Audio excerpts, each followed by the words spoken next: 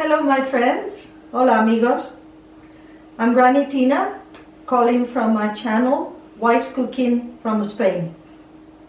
It's mid-November, winter approaching, although it's not very long in Spain, but I can assure you it can get quite cold here as well.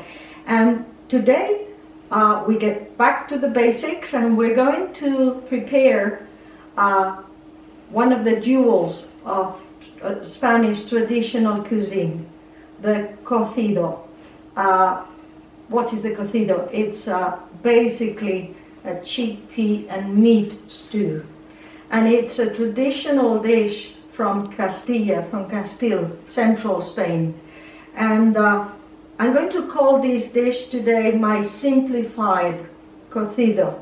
And why do I say that? Because if you go to Madrid, you can find a lot of very nice, good restaurants that offer different recipes for the cocido. And I have great respect for those chefs that offer different versions of these chickpeas too. And of course, my personal version today is not going to be as sophisticated as some of those recipes, but I think it can be quite as tasty.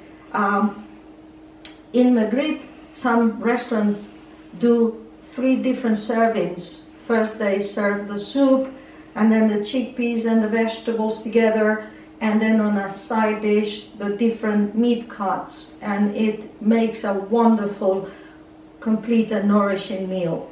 So anyway, ready for my simplified cocido. I've got the simple ingredients displayed for you here. We'll begin with the most important one, the chickpeas. One word about chickpeas. All kinds of beans and pulses, they should never be missing from your kitchen because they make wonderful meals and they have everything. They are economical, they are delicious, and they're so easy to cook. So these chickpeas have been soaking overnight. Important point, okay? You soak them overnight, just like in, filtered water, if possible. I've got the meats here, okay? One word about the meats. Of course, you can choose your different meats. What I've got here basically is 2 beef cuts. They don't need to be prime cuts, like, keep your sirloin and your steak for a different occasion. I think I've got a bit of rib and I think this is a skillet here, but it could easily be shoulder or some, more economical beef cuts. And because it's Spain, I've got, of course, a bit of pancetta iberica, iberica pancetta and iberico ham. A bit of it. This is a magic ingredient, all right? And a bit of chorizo, which is the Spanish paprika sausage, the dry kind. I've got here a bit of it, and finally, because I like it, I've got 1 chunk of black pudding.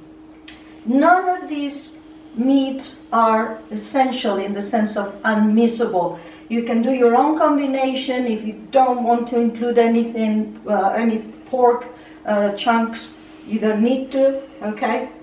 You could easily include a lamb bone if you like lamb, and so you do your own combination. And then the veggies here, basically a few leaves of green cabbage. I love cabbage. Because I had some cauliflower, I'm going to include a bit of it, not essential. A few carrots, 1 per person normally, and 1 leek, because I like leeks, and a couple of potatoes, okay? I was just finishing cleaning the vegetables and scraping the last of the carrots, okay, here. And you can see that I've got the pan here with the water on the point of boiling, okay, with 1 spoon of salt. And I'll just finish my carrots.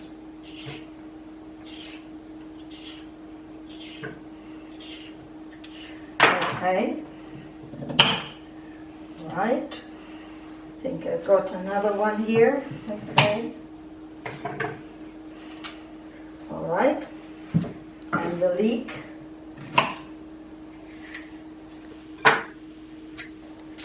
This is a wonderful dish because it's what I call a self-explanatory dish. You don't have to do anything to these ingredients. You don't have to do any frying or baking or roasting. The ingredients are just going to cook together and blend together and help each other to become a nourishing and very tasty meal. Okay, so I've got all my vegetables here. Again, you can vary your vegetables, but basically cabbage goes very well with the chickpeas. Okay, I think I've got my last potato. Okay, these are good organic potatoes that I've got here. Make sure you get good potatoes from your grocers. They make a lot of difference for all the dishes. Okay, so I'm peeling the last one. Okay, and I need to wash this a bit. Okay, water, just let me do it. Okay, so, and I think I'm going to give this a cut it in half, maybe not use all the meat here. One thing about the pan, which is very important, you need quite a sizable pan for this because we are going to put in quite a bit of water so that we can save the soup and the stock, which we will use tomorrow for an overlapping dish. Okay, so I've got this going on low medium heat. Okay, the water needs to be hot, not necessarily boiling, and the first thing that we're going to do is pour in the chickpeas. Okay, right, we give it a bit of a shake. In go the meats. Okay, I think I'm saving this because it might be a little bit too much. We'll see. All right. Okay, and then I'll cut this in half, and in go my vegetables. Okay, I'm going to chop them a bit in half to make it easier for them to fit. Okay, we are going to fill it to the brim. Okay. Right, just one cauliflower then, because I don't have more space. All right. Okay. And a good squirt of olive oil, which goes well with everything. Remember that we've already got the salt in the water here, okay? We cover it up with a lid, set it to medium or low heat. How long? Well, I'm not going to tell you how long because everyone knows their cooker and their different pans. What I'm insisting on is quite a sizable pan because you need room for all the ingredients so that they can blend together. This is not a pressure cooker, okay? So we've got it going until the chickpeas are tender. In my own cooker, it's going to be between 50 and 60 minutes, maximum an hour, or maybe an hour and 10 minutes, depending on the quantity of ingredients. Again, the key point here is for the chickpeas to be tender, and you can easily check that. When the chickpeas are tender, the dish is done, okay? So we're just going to wait, and you will see the fantastic result. Right, so there we are now. The chickpea stew has been cooking for a little bit longer than I expected. It's been on low heat for about an hour and 10 minutes, okay, because it was, remember, full to the brim. I forgot to to say a couple of things when we did the ingredients before, and that is that I added at the end a couple of bay leaves and a few grains of pepper, black pepper, and I forgot to tell you, pepper totally optional, of course. So this I'm going to show you in my pan. One thing about the pan as well, this is a regular pan that I've done it in. It's a good pan, cast iron, but if you want to go faster than what I did, no problem in using a pressure cooker. I many times do, okay, depending on the, you know, the size of, I needed a bigger pan today. I'm going to show you what it looks like, right, after you've taken out, I've taken out the meats, okay, I've got them here, all the different meats that we've been using, and I've saved the stock, the rich stock, to make soup. You could make a noodle soup, you could make any kind of delicious soup with this lovely homemade stock. I'll be using the rest of the meats and the stock tomorrow to do what I call an overlapping dish. We'll be baking a good rice dish tomorrow with the leftovers from today.